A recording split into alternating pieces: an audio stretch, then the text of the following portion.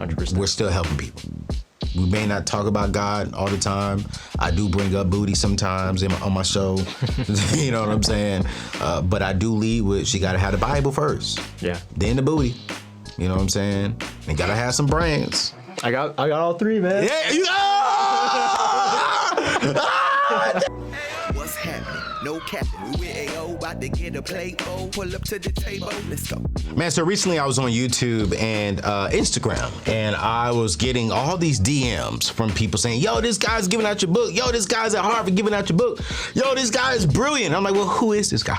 Like, who in the world is this guy? So I went to go look at the video, and I was impressed with the young man, but I was also impressed with what he was actually doing and why he was actually doing it.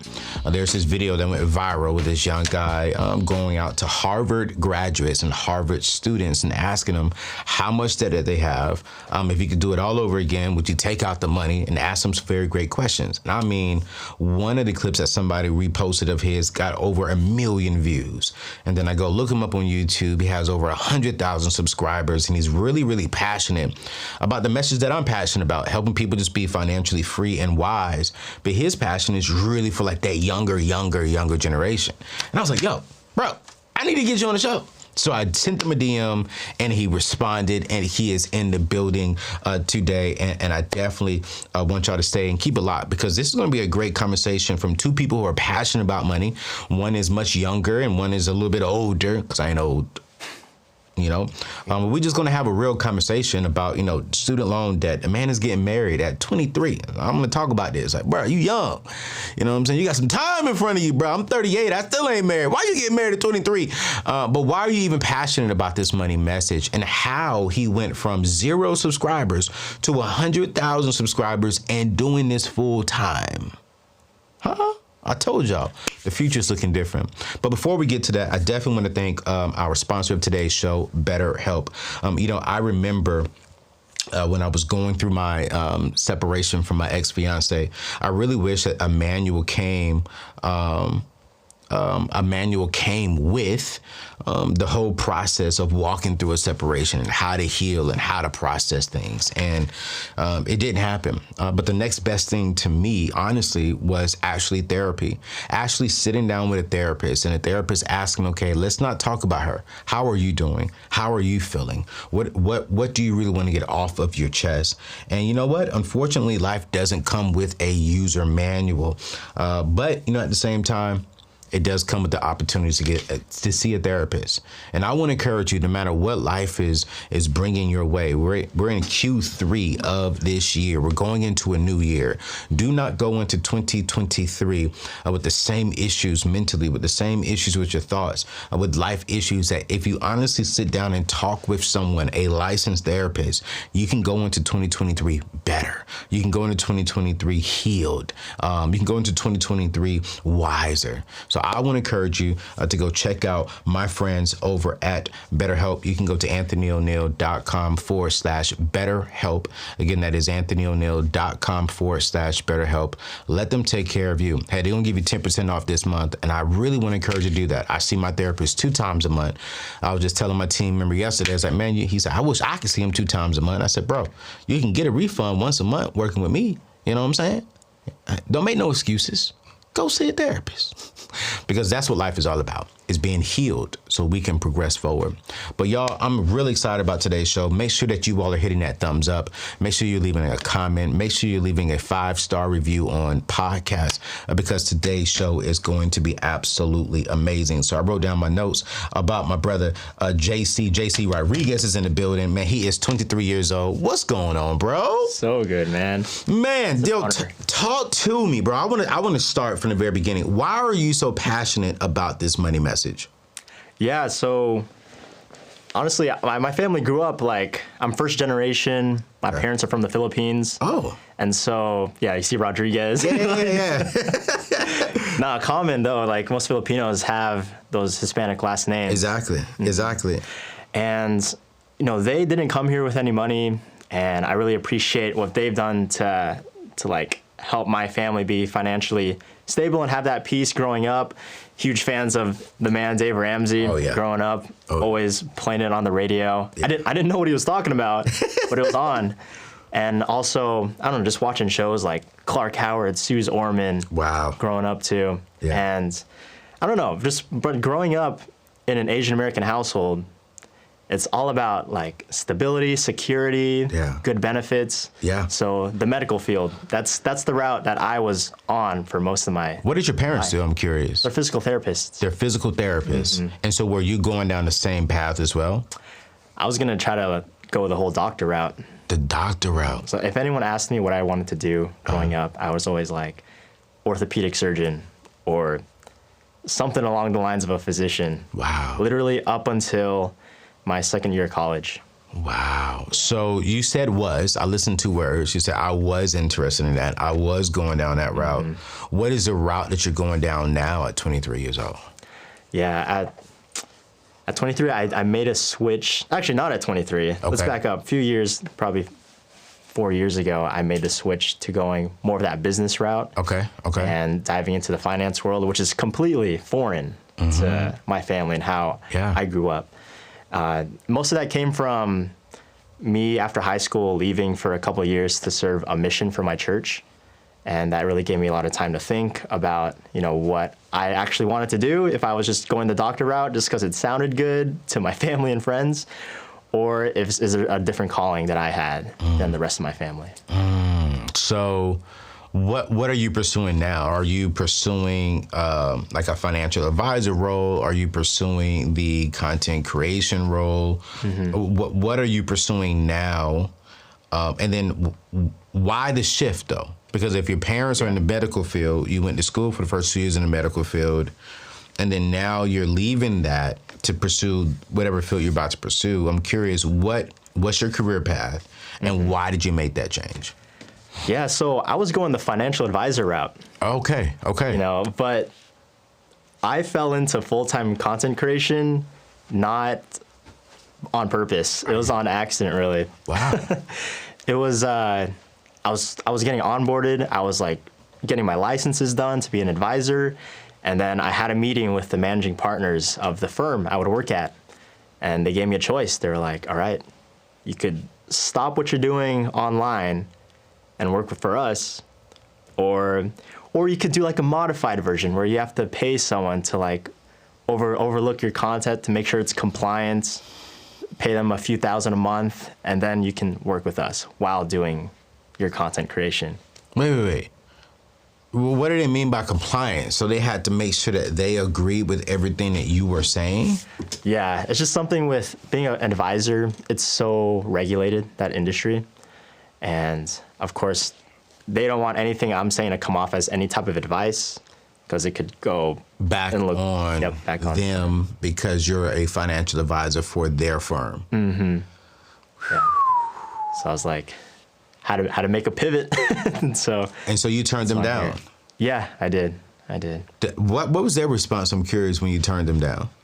To be honest, it's still so fresh. I still need to kind of talk to them. When I meant turn them down, I mean ghosted. You didn't turn them down. You just went ghost on them? Well, I told them, I'm like, all right, after that meeting, it's not looking too hot with like, we're not very aligned with our goals here.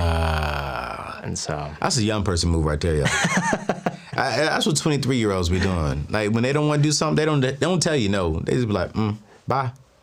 Well, that's funny. I ain't even mad at you, man. I'm not even mad at you. I got some loose ends to tie up. Hey, man, let's tie them up. But you could definitely tell that you're passionate in this field. And I like that because when I first saw your video, I was like, wow, this is inspiring. Thank you so much for promoting the book, Debt Free Degree. Had the opportunity to write that while I was on Dave Ramsey's team. And that book was definitely passionate. I was definitely passionate about that message. Still am. Helping people get out of debt and keep their kids out of debt. I'm curious, what made you want to go to Harvard? And as a matter of fact, before we talk about that, CJ, I want to show that video. So let's show that video right now so they can see what we're talking about. What was something that surprised you about Harvard? I expected a very competitive atmosphere. I thought everyone's going to be like overachieving person and be competitive, but surprisingly it's very open. They're not very judgmental, very collaborative versus competitive. This is turning into a Harvard ad. I'm going to give you a book. There you go. So what made you do that video, man? Like, what made you go out to Harvard and do that and ask those questions? Yeah, so I did the video at my actual college at UCF in Orlando. Yeah. And I wanted to get the perspective of students who have that reputation of like, all right, they're, they say like smarter out there, maybe think things through a little bit more. Yeah. And, of course, in a title, Harvard's definitely clickable. So law students. So you did it at your school. Yes. Business school. And I'm curious, was it hard to get the truth from certain people? To be honest, not really. I think when you approach the people and you come off genuine, and that the reason we're talking about this is for to help the next generation, then people are a whole lot more open to helping in my cause and sharing their mistakes or their successes as well. Yeah. And so when it came to Harvard, most of the students actually didn't have any debt. Most of them were on either financial aid, their parents were ballers, or, just exploring different routes. When it came to grad students, a whole different story. Whole different story for grad students. Yeah. Yeah, I saw that in the video. And I think a lot of people get it confused. Like, a lot of people think that going to these expensive schools comes with a lot of debt. And technically, undergrad does not come with a lot of debt. Because of they actually are offering some good benefits, some good scholarships, and some of the parents are paying cash for it. But it is definitely that grad chapter that is racking up a bunch of debt. And like I said, a lot of people think I have a problem with college, when I don't have a problem with college.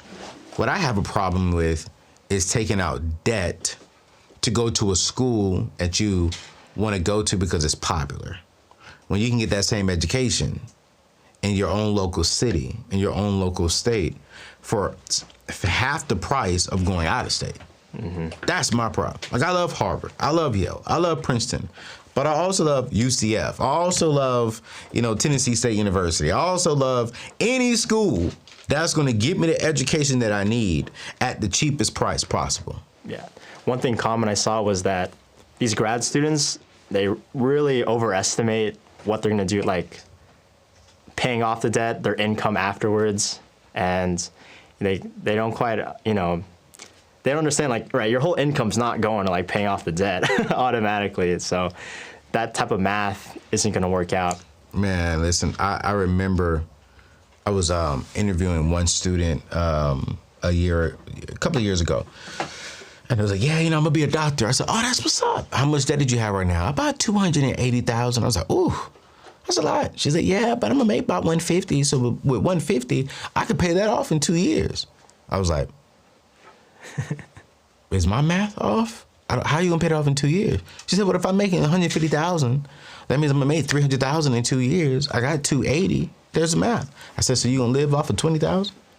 She was like, no, I live with my mom and dad. I was like, so $20,000 is all you're gonna spend over 2 years?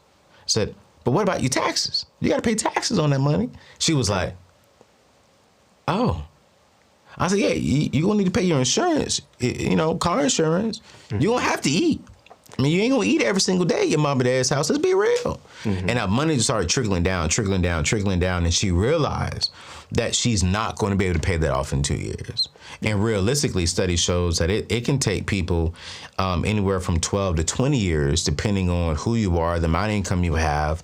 The people in the minority section is going to take about 20 to 22 years to pay off their student loans. And I'm just like, So when you said that, it made me think, like, wow, people are overestimating, okay, I'm going to get a good job and I'll be able to pay it off quickly. Yeah. You're not.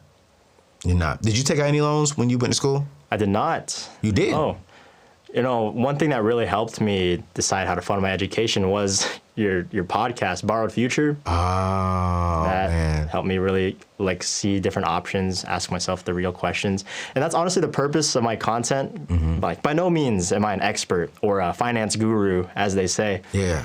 My content is there to help people think and to see the different options they have. Yeah. Because I'm not going to teach them anything. There's so much content online that can actually teach. Right. But for me, I'm just kind of the messenger, the conduit that helps people get information from the actual experts. So I'm curious, your first 2 years, did you go to a 4-year university or did you go to a community college? Community college. Okay. During high school, actually. You went out community college during high school? Yeah, dual enrollment. Dual enrollment. That's what it's called. And how was that process for you? I'm curious, because I didn't do that. My sister did that, but I'm curious. Yeah, I feel like more people need to know about it. Okay. My brother told me about it.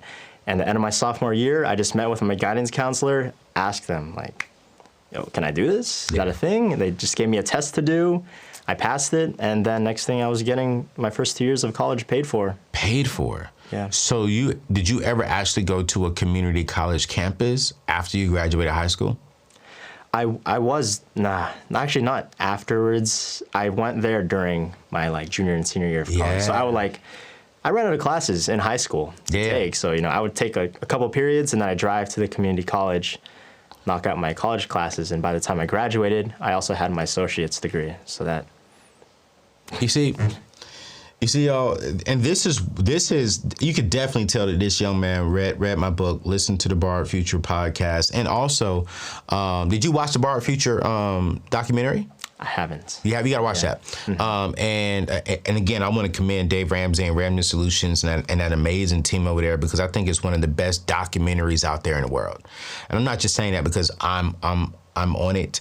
I'm in it, but I definitely do believe that what that amazing team put together really brings to light the truth about the education field.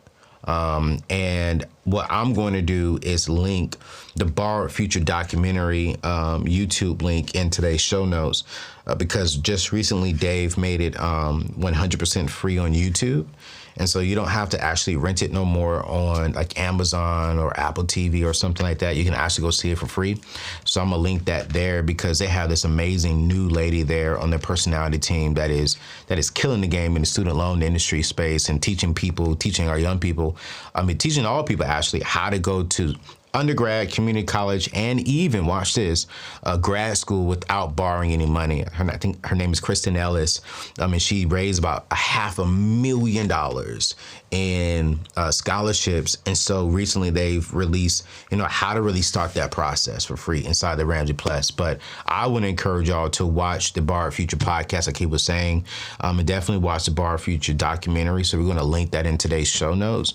Because it just brings to light so much stuff. Mm-hmm. But one of the things I do talk about in my book, Debt Free Degree, and we will link that book as well in today's show notes, is really educating our kids, starting in middle school, that, hey, your future is depending upon the choices you make today. So focus and get the education, get the good grades today, because when you become a junior, you can do dual enrollment, and that saves you a lot of money and a lot of time as a young person. And so if your path requires some form of education, then why not take advantage of that opportunity when you're in high school? So if you're doing 2 classes in the morning at your high school to finish out your high school career, but then you can take the afternoon. What I was doing, or not I was doing, because I wasn't that smart in high school, but what some of my peers were doing who were stupid smart, they would just get off and go work. They'll get off and go get a job and then work from 1 to 4 or 5 o'clock in the afternoon. But they weren't doing what you were doing, which was smarter, I think, in my opinion, was, all right, cool. I was already going to be at school from 8 a.m. to 3 p.m. Well, why not get off at 11, get something to eat, go to school at college, knock out some of my degree stuff, save me time and money, so that way when I graduate high school, I'm already a junior going into college if I wanted to go to college. But it sounds like for you didn't actually go to college. So I'm curious, what did you do after graduating high school? What did you end up doing? Yeah, so I got 2 years ahead. Okay. And then I decided to put a pause on my education, career, and serve 2 years full-time as a missionary for my church. And so how that process works is that I apply, I show my interest, I share it with the leaders at my church, and what they do is they assign me an area to serve for the next 2 years, and it could literally be anywhere in the world. And so opening up that letter, finding out my assignment, here I was thinking I'm going to like Japan or like Europe or Chile. I end up getting Las Vegas, Nevada as my assignment. Las Vegas, Nevada? Yeah. In the States? In the States. I'm curious, what kind of mission are you doing in Las Vegas? Yeah, so you know the guys in the white shirts and ties biking around, knocking on doors? Yeah. That was me. That was you for 2 years? For 2 years. Yep. Okay, wait. I'm confused. You have an associate's degree, and you in a white shirt and tie, knocking on people's doors? Yeah, and talking to people on the streets. On the streets about, what are you talking to them about? I'm curious. So our purpose as missionaries is to teach people Okay. to have faith in God, Yeah. faith in Jesus Christ, people who are interested. And so a lot of that door knocking, talking on the streets, that's mainly just finding people who would be interested or who have questions regarding those like questions of the soul that we talk about. And that's honestly, that was a choice that I made voluntarily, but has also transferred very well into like my life afterwards too. I can tell because I'm curious. I didn't know this, but I'm curious now. Serving for those 2 years, how has that impacted your life today? Because I mean, I think, how old were you then? 18, 19? It was 18 to 20. 18 to 20 years old. You're in Las Vegas, a city that never sleeps. Yeah. So I'm curious, throughout those 2 years, how did you eat? I mean, how did you provide for yourself? Because that wasn't for pay, right? No. So how do y'all survive doing something like that? Yeah, so you save up beforehand. Thankfully, my parents were so helpful and helped me in funding that journey, those 2 years. It was like $10,000 A year? on that for the two. So wait, how you live off of 10,000? The way it works is that you turn it into the church, and the church will allocate it where it needs to be. So, but we lived on a budget, man. Like, we're talking rice and beans. We're talking asking our friends and like the church members to have dinner with them too. What? And you know, we basically were out there for one purpose, and that was just to serve God and kind of forget ourselves for those 2 years.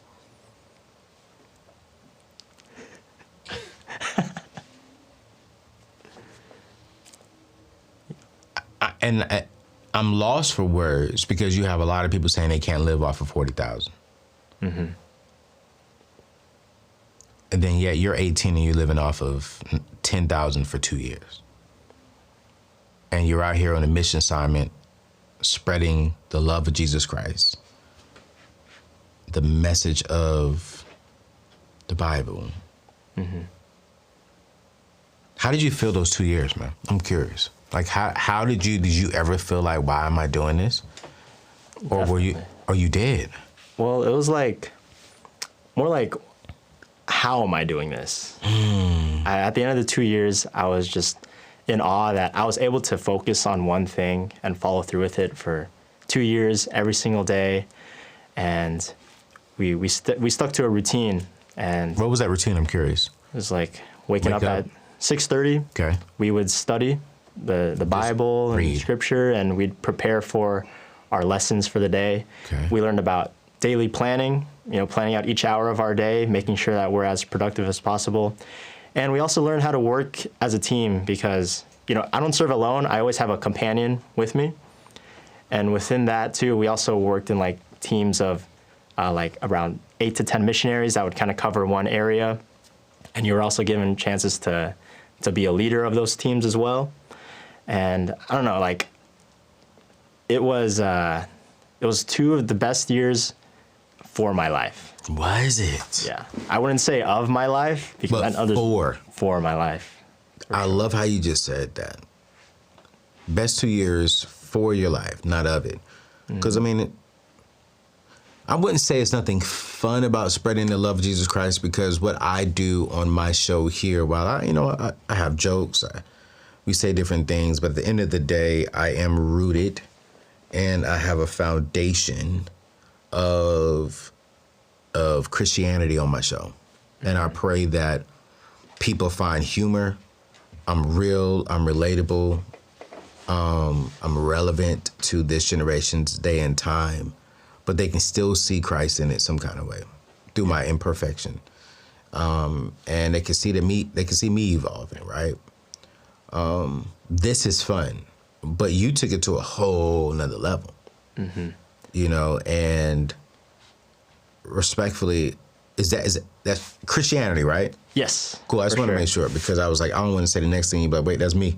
But it's like, I used to get tired of those Jehovah's Witnesses who would come to my door every single day and try to argue with me about my belief. Yeah. But at the same time, I respected them because they were out there every single day, you know what I'm saying, fighting for what they believed in spiritually. And then here I go, I'm across the table of a guy who was spreading my Lord and Savior Jesus Christ every single day for 2 years. And so did y'all stay like in a church member's house? Or did y'all get a hotel room? Like, how was that? Yeah, so they had a housing coordinator, and we would be in apartments that were designated for missionaries. Oh. And so that's where our funds were being allocated to, is paying things like that. Okay. And since it was like a collective fund, you know, we were able to do things a lot cheaper, because some areas of the world are a lot cheaper to live in as compared to others. And so doing this from 2 years, I'm curious, give me like, what are the top 2 things that after leaving those 2 years that you can walk away and say, you know, these 2 things, these 3 things impacted the trajectory of your life moving forward? Probably the biggest thing I was taught was the importance of spiritual self-reliance, because you can't feed people the gospel from an empty well. And you need to be established yourself. Like you said, have a foundation, you know, before you can try to testify. You can't testify about something that you're like half and half about. And the thing is with a testimony is that that's something that needs to be constantly fed. It doesn't just happen. It's like something that's a daily pursuit, you know? Yeah. Because I have so many friends that, you know, have been involved in their faith, and just through the world, you know, things became a lot more important. And it's because that they weren't being diligent in just the little things, you know, just the praying, studying the word every day, just for a little bit. And it could be just one verse. Yeah. And the next biggest thing I've learned from that mission is goal setting and planning. Goal setting and planning. Yeah. Like, although it's the Lord's work and a lot of it's by the Spirit, you know, we're not out there chasing numbers, you know, like how many people can I talk to? How many people can I baptize or teach? It's still important to set a goal so that you always have something you're working towards every day. And so one practice we did was weekly planning every week. And we would sit down as companions. We'd set goals for how long we want to be out there, knocking these doors, how many people we want to talk to each day. Wow. And how many people we want to invite to church, like to come with us to church. And we would stay accountable to it. And the important thing was like the importance of setting those SMART goals. Wow. That was like a principle that I feel like was really ingrained. And now that I'm taking it from there to my life, you know, outside the mission. Yeah, man, this is awesome. I mean, I'm sitting here like, wow, this is just really, really, really awesome. So you did that for 2 years. You're 20 when you leave. Now you're 20 years old. You're back in the real world. How did you transition from making no income to possibly now starting an income? And bro, you're only 23, and you're talking about you about to get married. So I'm like, wait, how did you have time to get a job, get some income, and find you a woman all within that short amount of time? Because, I'm like, bro, like, the sisters want a man who making some money and pretty established as well. So it's like, talk to me. How did you do that within a matter of 3 years when I'm 38 and I'm still out here struggling? Bro, I feel like the mission, you know, although we're spreading the word, like you said, your personality's always going to be there. Absolutely. And the most fun thing about it was breaking people's expectations when I'm at their door. You know, I'm not just gonna go there like being all preachy and just trying to talk about the Lord when like I don't even know the person yet. Yeah. And for me, I don't look like a typical missionary. You don't, bro. I'm telling you, man. Usually they're 6 foot tall. Yep. White. Yep. Slim. Suit on. Wow. And so that practice of just talking to strangers, breaking expectations, transferred so well into the business world once I switched my major. Yep. And I started falling in love with sales because, you know, believe it or not, you know, pitching someone at the door about faith, you're basically, it's a lot of sales. It is. You know, skills involved in that. And so that transfers so well over. And when I got back from the mission, I started school again. Okay.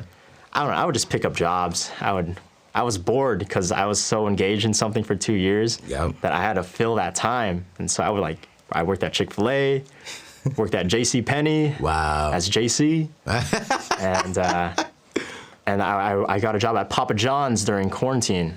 Did you? Yeah, delivering. Delivering pizza. Yeah. I'm pretty sure y'all were busy during quarantine for 2 years. Oh yeah, it's so funny because they treated you like you were like the military. They were like, "Thank you for your service for being out here." Were they tipping you? They were. Wow. But the best thing from that experience was being on the road and just driving around. I could listen to like podcasts, books. Yeah. It was like my mobile university. Yeah. For like, because there was nobody on the road. Yeah.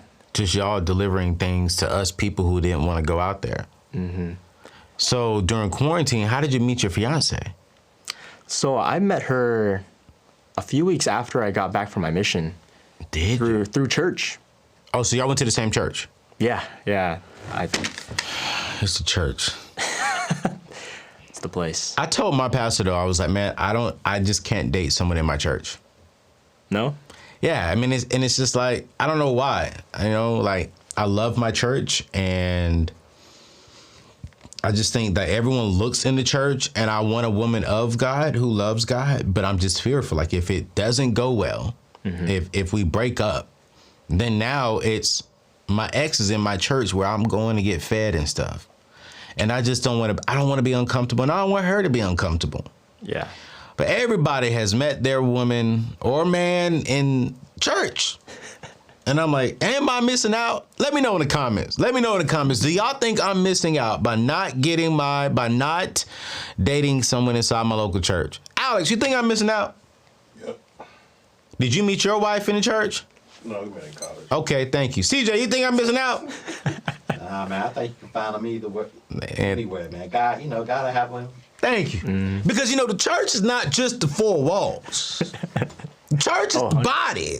Preach. You know what I'm saying? Here we go. So I don't need to be inside the physical church to find my wife, as long as I'm in the church, man, as long as I am the church. Oh. Man, I feel God. I feel God. I feel him. That's the word. You know what I'm saying? But you met yours in the physical church that you were going to. Yeah, it worked out that way. What was interesting, though, is that when I met her, it turns out we met in Florida, where I grew up and where I moved back to. Turns out she was living in Las Vegas the same time I was out there. What? Yeah, she stayed with her sister for a few years, but our times overlapped. So I'm guessing she probably saw me one of these days on the bike. On the bike? Dang, that's my future husband. For real?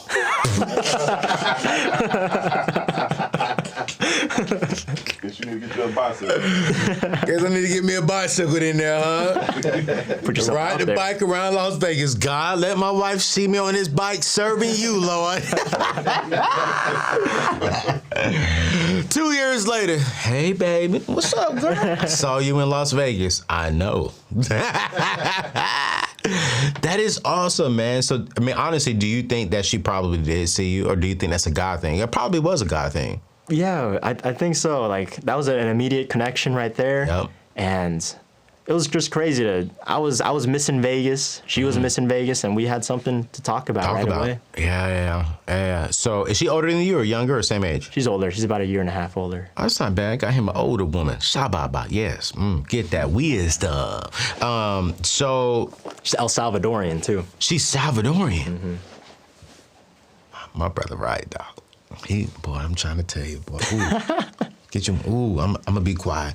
I'm gonna be quiet, but I'm happy for you. I'm happy for you. And when you two met, you two connected. How long y'all been dating? Actually, it's been like 2-3 years now, right? We've been together for just over 2 years. Over 2 years. Yeah. And married. We are getting married here soon. You said in March of 2023. March of 2023. Yeah. That is awesome, bro. Thank you. And where y'all gonna live? Are y'all gonna go back to Las Vegas? No, I think right now we're gonna stick in Orlando, Florida. Okay. While she finishes up school. She's in school. Yeah, she's What's she in school for? She's gonna go the physician assistant route. For real? You got you a baller wife. Right. So while I'm like making YouTube videos, she's out actually having benefits for us. Yo, this younger generation like, all right, I'll be the entrepreneur, you go get this so we can get the benefits, and then when I get my money right, then you can come on over here and we do this thing together. I ain't mad at that, but if she's going to school, then she's going to build a full-time career in that. 100%. Yeah, so I don't really see her leaving just like that yet. No, that's what she wants. And that's what I want for her is for her to pursue her path. Mm-hmm. And she is honestly so supportive. She's the kind of the kick in the pants I needed to start making content online. Are you serious? When I came to her like with this idea, like I'm gonna start making YouTube videos. Wow. She was 100% right on board. 100% right on board. Man, listen. Man, we have JC Rodriguez, man, in the building today, who is this young guy that went viral, actually several times, not just one time. He's going viral off of Men on the Street videos and really just talking to college students at his college and some Harvard grads, just really asking them questions like, hey, how much debt did you have? If you could start all over again, what would you do? Definitely want to be linking his information in today's show notes. Go check out his YouTube channel. 100,000, 200,000 subscribers. Really doing well, really spreading the love of one Jesus Christ in a different way by helping people become debt free and just giving them the information that they need to make the right financial decisions in their young lives. So I'm super excited to have him on the show, but I also want to take this time to thank another one of today's sponsors, my good friends over there at Aura. You can go to anthonyoneal.com. Go to aura.com/Anthony. Again, that is aura.com/Anthony. You know, we are going into the holiday seasons, you guys, and you all are going to be doing a lot of shopping. And also we're going to have a lot of online theft. We're going to have a lot of criminals out there who are trying to get your credit cards, debit cards, social security numbers, your driver's license, your passports. Watch this, even your kids' information. And they have come and partnered with me to protect you during this season. Because I remember a few years ago, it was a long time ago, I put my debit card into the machine at the gas tank. It didn't work. I didn't think nothing of it. Well, it didn't work because there was a fake card reader inside of it that put something in there to where when I slid it in and slid it out, they were able to read the card. And when I woke up, I think about like 2 weeks later, I had over $600 charged to my account that I never knew about. You see, if I would have had Aura.com, they would have took care of me. One, they would have helped me with my identity. They would have alerted me ASAP, and they would have stopped it as soon as possible. But I wasn't aware of that. So I want you to go check out my friends over at aura.com/Anthony. Check them out. They're offering you 14 days free. They're going to jump online today and see if any of your information or your children's information is on the black web. And so there's a lot of different things. And they're going to have 3 things you can sign up for. You can sign up as a single person. You can sign up as a couple for identity theft. Then they have this amazing new package that's coming out that is for protecting your children's identity, and watch this, online. You don't want your kids online talking to some stranger while they have their iPad or their iPhones. So I want you to check them out, because I promise you right now you're going to enjoy it. So go to aura.com/Anthony, and you'll thank me later. So JC, I want to talk about this, man, because now that you're in this content creation space, and that's the same thing, that's the same lane that I'm in, right? And I think that the future is changing a lot, really for my generation, but more so for your generation, right? Yeah. I think that your generation, Gen Z, you all are really taking advantage of social media. And while some people are using social media just to be nosy, just to show off, you're using it to, one, to spread a message, and then two, to provide an income for you and your family. Last year, you started off with like 1 sub on YouTube, and within a matter of 1 month, you went to 100,000? Yeah. How many subs do you have now on YouTube? 240K. 240K on YouTube. How did you do this, man? Because, you know, one of the things we just launched here a couple of months ago is how to build a personal brand and monetize from your personal brand. And accidentally, you're doing it full time. Yeah. So I'm curious, one, how did you do that? Two, why do you feel as if your personal brand is important for you in your future? Yeah, so I've always loved creating and making videos. That channel has been around for 12 years. 12 years. And it was so on and off, but it took about those first 11 years to get 1,000 subs. Once I realized that, you know what, YouTube isn't just a place to be funny, to do pranks, or to do skits. It can actually be a place where a regular Joe Schmo that might not be the craziest guy on the street could still add value and still be entertaining at the same time. And so I saw all these man on the street videos going crazy, all these what song are you listening to videos popping off, and you know I didn't want to just copy what was going on, and I wanted to do that, except do it in a way that brings more value to the viewer. And finance was always something that I've been passionate about, and you know I'm still so passionate about just personal development and improvement, and that's why I did the same thing. I just pivoted it towards that niche. That niche. And so, if you don't want to, you don't have to say this, but like, what would you say you will make this year full time as a content creator, like a ballpark figure, with this being your first full year in it? Yeah, man, you're catching me early as I'm like getting things started. You know, there's nothing really to weigh it against. My best month doing this has been 10K. I mean, he's talking about his early stages. How long you been doing this? Probably full time? Seriously, full time, like 4 months. And you saying your best month is 10K within 4 months? Yeah. What was your worst month? 2 or 3K. I'm blessed.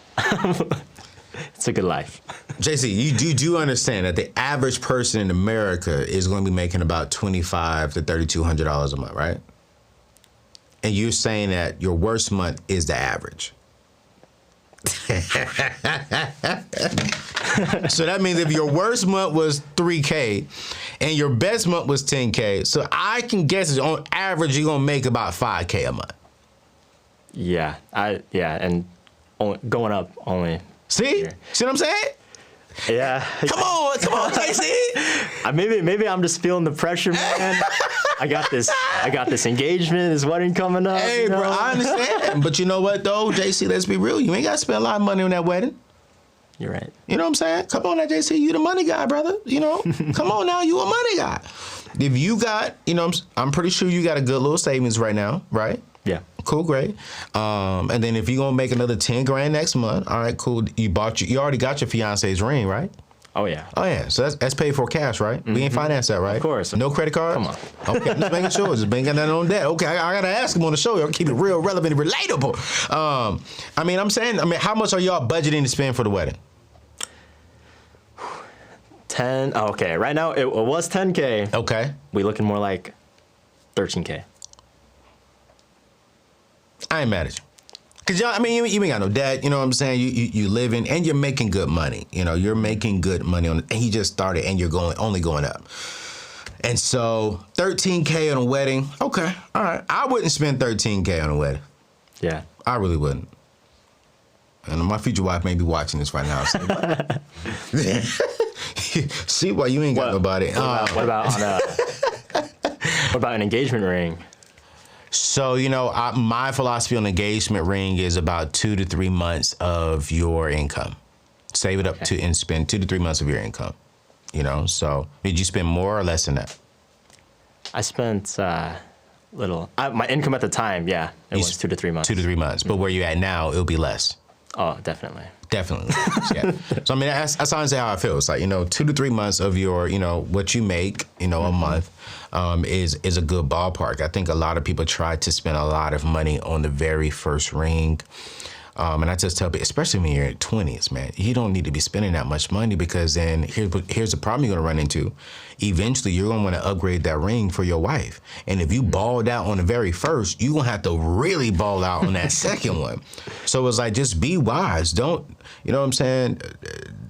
Don't give her, a 25-cent ring out the, a bubble machine.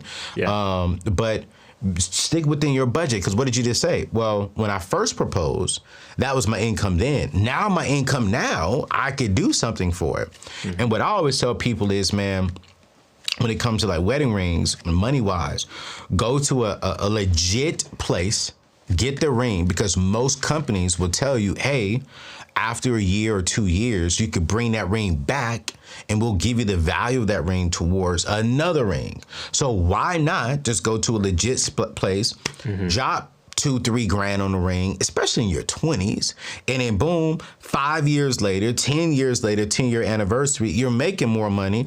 You possibly can afford a $10,000 ring now. Now you go from a $2,000-$3,000 ring that's worth about $4,500, and you're gonna take that $4,500, you put another $5,500 on the ring. Now your wife is really happy because she got that bling bling on the ring. You know what I'm saying? Man. Right? She blinding people, boy. Like, it's gonna be so good that your wife.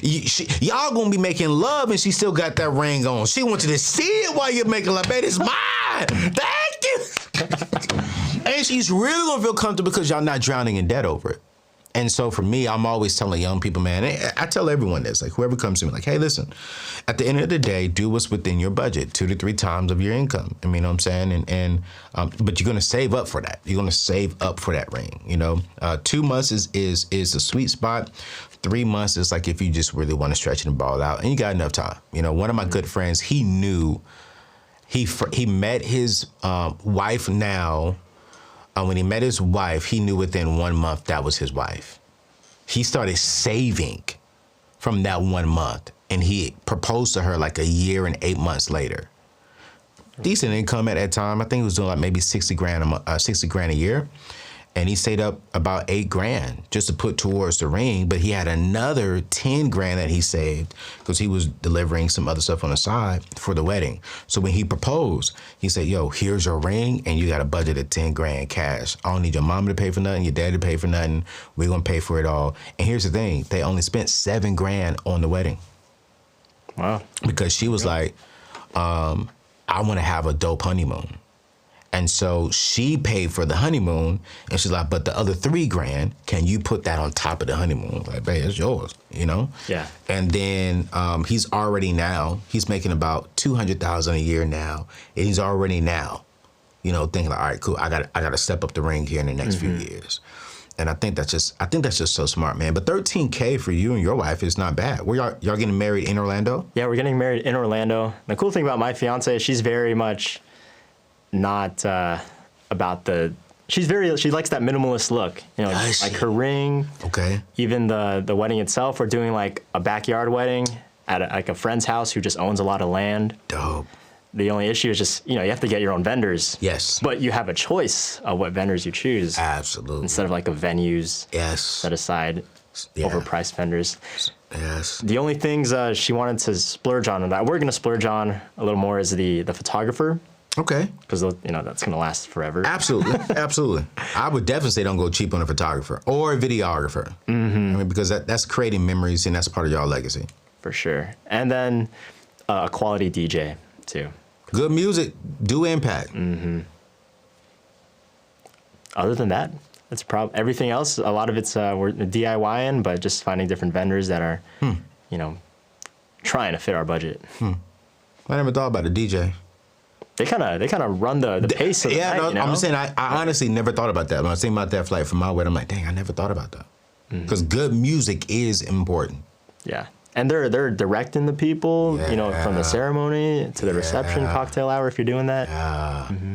You're right. My sister, who married Glenn from Belief in Fatherhood, They got married in the backyard, in their backyard. Not their backyard, in one of their friends' backyard. Beautiful mansion overlooking the city of Oceanside. It was beautiful. And we literally sat right there, and then we literally walked 3 feet to our chairs for the reception. And beautiful DJ, beautiful environment. And I don't even think they spent 10 grand on their wedding.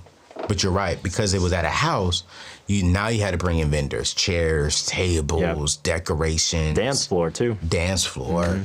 You had to bring in your own stuff. So you're right. So there is a good venue, man. My prayer for me is to do what my boy Keon Henderson and Shawnee Henderson just did, a destination wedding. That's my prayer. Okay. I pray that I meet a woman in the church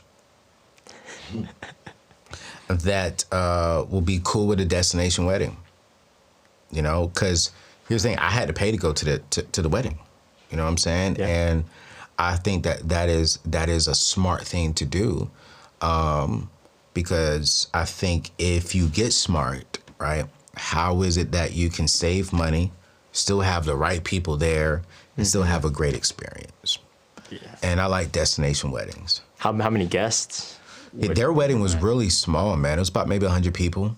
Okay. 100 people there. I mean, and I pray that too. For me, man, JC, I think that it all boils down to, like, I want the right people in the room. I don't want the people in the room who are going to be nosy, who just want to see what she's wearing, see what the experience is. I want the people to tell me and to be there to pray for me. Like, my prayer is that everyone in that room knows how to pray. You know what I'm saying? Everyone in that room has a heart of God, and that me and my wife can be in the middle. The pastor who's marrying us, our parents, our families could be there, and then everyone surrounding them. They all just lay hands on us, because I do believe that marriage, it is a journey, and you need people to help you start that journey off on the right foot. And I don't need spectators in the room. I need people who are going to celebrate and pray and, like, oh, God, be with them through the ups and be with them through the downs. And I've been at weddings to where people just only took pictures just to say they was at the wedding, but didn't care about the couple. And I'm like, I don't want that energy or that spirit in that room, you know? And so I'm really, really praying that me and my wife are aligned with that vision. And I see, like, the picture of us in the middle and everyone laying hands on us. I love that. You know, and it's I mean, I grew up in a very Church of God in Christ / Baptist type situation. And this comes from, like, that Church of God in Christ side. Like, I just see tongues being just really going in, speaking and just prophesying and laying hands. Like, that's the picture that I want up in my house. Because it's like when something goes wrong within my marriage, I want to go back to that picture. Like, well, we started it off the right way, so we can finish it the right way, and we'll get through this spiritually. So that's really my goal. That's awesome. I never thought about that, of, like, not just spectators in a room. Don't want it, man. Because they bring their energy with them. They bring that spirit. And I'm very big on spirits and energy. You know, I'm really, it may sound a little bit spooky to some people, but I do believe in just the spirits, you know, and I want the right spirit in the room. No, that's definitely true. You know, I do. I gotta make some cuts. My man said, wait, I gotta make some cuts. I need to talk to the wife. Hey, I was just at the table with Ayo. I may have just saved us some money, but for a good reason, baby. For a good, no, I'm serious, man. I think that, you know, you gotta be wise on your invitation list. And not all of the people who call me friends will be invited to my wedding.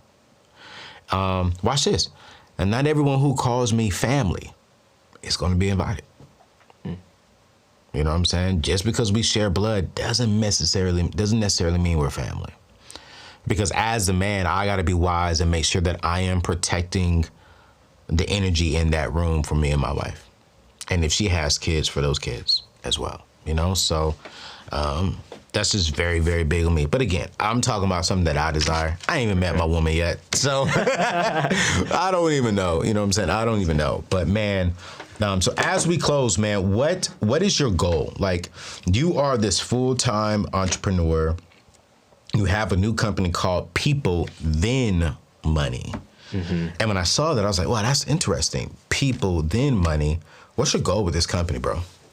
Yeah, so one saying that I really love is that like no success can compensate for failure in the home. And I follow a lot of like successful business people, and sometimes I just sit back because like they're all about like hard work, grinding, making money, and I just kind of wonder like, what's their life at home like? Wow. Like does their family like their mindset? Because some of these people look crazy, and like, you know, I'm like, if you're working that way, are you putting time towards, you know, the things that matter most? And for me personally, what I felt, although I'm super early on this journey, if I'm not good with my fiance or like girlfriend at the time, like if I'm not feeling good about like what, like we maybe had an argument or something, or the mood might not be right, it affects everything else too. Like you kind of feel fake in the other events of your life. Yeah. And so I just took that old saying, people first, then money, then things, condensed it, and ultimately my brand that I'm trying to build, I'm in its early phases, still figuring it out. Yeah. But I want to focus more on, you know, the other, like the habits of our personal lives and our wellness first, and then focus on the financial side. Ooh, that's so out, man, bro. I love that. I joke with my team a lot.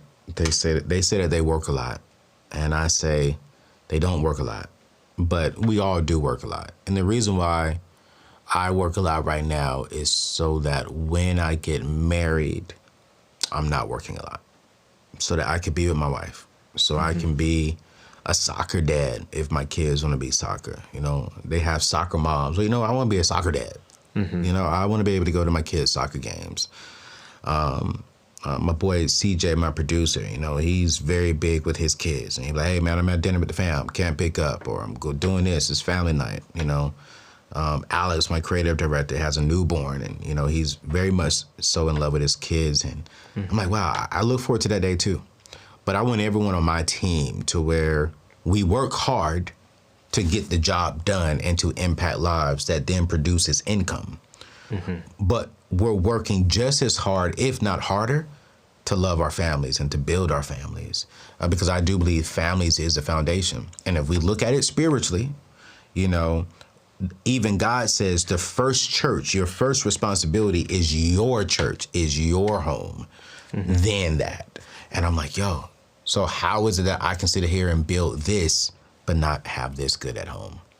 Yeah. You know, and it's like my prayer is that when I do have my wife, my team and we've built an amazing company that allows all of us to be the best fathers and the best mothers, because I have ladies on my team, as possible for our families. That's priority. And then we're building this. Because I don't want our kids and our spouses to grow up to be like, yo, you put so much into the church or into the Neatness Network or into that. You ain't put much into me. And I've seen other business owners say that when they blew up, saying, man, I wish I can go back. And if I had to go from making a $100 million business to a $20 million business, I'll do the $20 million business with my family than $100 million. And I was never with my family. And I was like, yo, I never want to be that guy. I want to make millions. Yeah. But I never want to do that, the sacrifice of my family. There's a J. Cole quote. Fayetteville's in the building. J. Cole, what up, bro? It's along the lines of like, what's the point of first class if I don't have my people to sit with? And that's exactly how I feel. Like I'm, like you said, Man. I'm young. Yeah. I'm getting married, but I'm building something right now at the same time. 10K? You building something, bro. And then when your wife get right too, bro, y'all gonna be making, 15, 20K a month. Future's bright. But bro, honestly, that's something we have to navigate together too. Like, all right, I'm building something right now, so that's something I need to communicate to her. That, all right, I might spend a little extra time. That's true. Because if we're trying to live an above average life, we got to do above average things. Absolutely. And how was that conversation with her sometimes? As a man, do you feel as if it's difficult to have that conversation with a woman? Or do you think there's just a certain way you have to communicate that with your fiance? There's a way you have to. And what I've learned is you can't do it in the moment that it's happening. Ooh. You can't bring up that point like, oh, I got to work hard as you're leaving. You know, you got to do it at a time when you're both sitting down, you're both together. There's not something on the back of your head where you have this pressure, and you can actually be clear with it. And it's just like preparing it and have that communicated before the time comes. Yeah, I mean, you're right. You're absolutely right. I was dating someone, and she said, I wish you would have told me this is your recording week. And I was like, dang, I should have told you that beforehand. But it was like halfway through the week, and I haven't talked to her, and she was like, I haven't heard from you. I was like, ooh, yeah, it's recording week. She was like, wish you would have told me that, like, maybe a week ago. Yeah, and then in your head, you're like, she just don't understand, dude. I did. But then therapy, again, she was like, yeah. She said, it's just called clear communication up front. And something I'm working on, man. Something I'm really working on. You know, I haven't found that one, but when I find that one, and thank you for reminding me. JC, you know, thank you, JC. You did some conviction today with me, man. I mean, you did something for 2 years that I don't think I could do for 2 months. I'm just gonna be real. Oh yeah, I wouldn't do it again. You wouldn't do it again? Yo, he keeping it real. I was like, bro, I did it for 2 years. I would never do it for 2 days. I wouldn't do it no more. But, I'll do it. We're doing it in a different way. Yes, I mean, what we do, right? I think it is missionary work. We're doing it in a different form because we can touch more lives looking at this camera. It is easier doing this way, let's be honest. So I always will love our on the grounds people who are missionaries doing God's work. One thing that we're doing next year, you should go with us, man. You and fiance, you should go with us. We're going to go to Israel, and I'm taking 100 people to Israel next year in 2023. The first 2 weeks of November, y'all, November 1st through the 10th, we're going to Israel because I want to take my tribe, my community. And talk about money and God in the same place. So I want to talk about what does the Bible say about money? And actually, you know what? We're reading the scripture and it was right here. You know, we're walking the lands that Jesus Christ walked. This is where Jesus was. This what? Like, I'm getting pumped about it. Yeah. And I told my team, I was like, even just this last month, we did our first missionary, as far as like giving back spiritually. So we went back to my home local church, and we're helping them do some things in Fayetteville, North Carolina, where me and J. Cole grew up at, right? And it's like I told my team, we're going to make money, but we're also going to make an impact spiritually as well. And it's like, as a man who is flawed and God is still working on me, I still know that God is still my Lord and Savior, Jesus Christ. So it's like, hey, I'm going to serve. So that's what I'm saying, man. What we are doing is still missionary work. 100%. We're still helping people.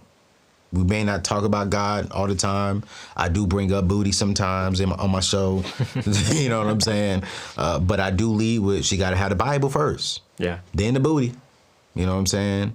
And gotta have some brains. I got all three, man. Yeah, you. JC said I got all three.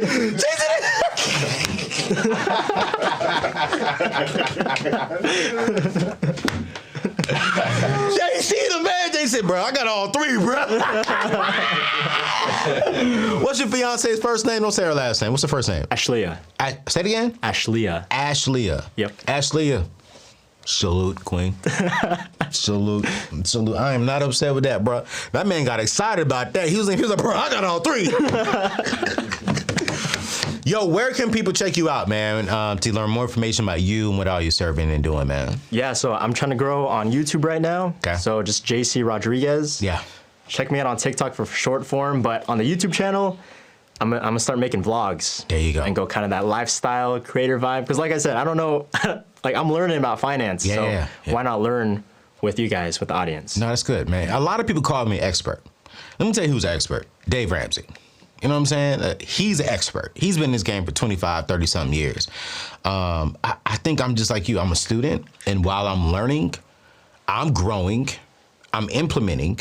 After I grow and implement, I share.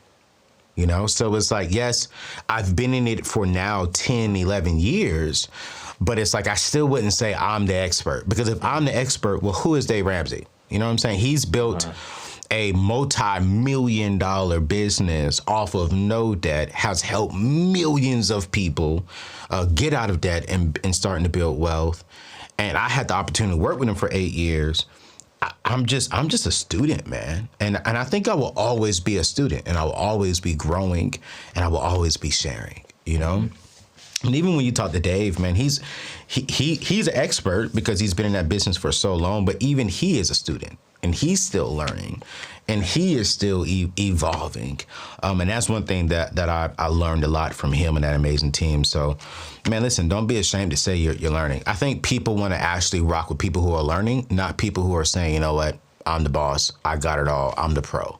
Because it's like, I think when you come in with that spirit, there's no room for growth. Mm-hmm. And I always want to be growing and improving and evolving. So, you know, and I'm not, because I mean, I got people around me who are smarter than me for days. So it's good. But yo, we're going to link his YouTube channel in today's show notes. We're going to also link his TikTok. Go check out his content. The short form content is amazing. We're about to start doing some short content between him and my brother-in-law. Man, they've taught me so much about the short content. Let me tell you guys. If you want to learn how to build a brand and start making an extra $10,000 a month for a good month and like $2,000 to $3,000 a month for your bad month, yo, I'm going to drop in today's show notes the link to join my entrepreneurship blueprint to where we're teaching you how to do that. He did it within 4 months. Y'all listen. We can do the same thing within about 90 days, right? We can show you how to start making an extra $2,000 to $3,000 a month simply by joining the Blueprints Entrepreneur Kit, and I promise you will love it. So we'll link that in today's show notes. So love you all. God bless you. We'll see you in the next show. Peace out.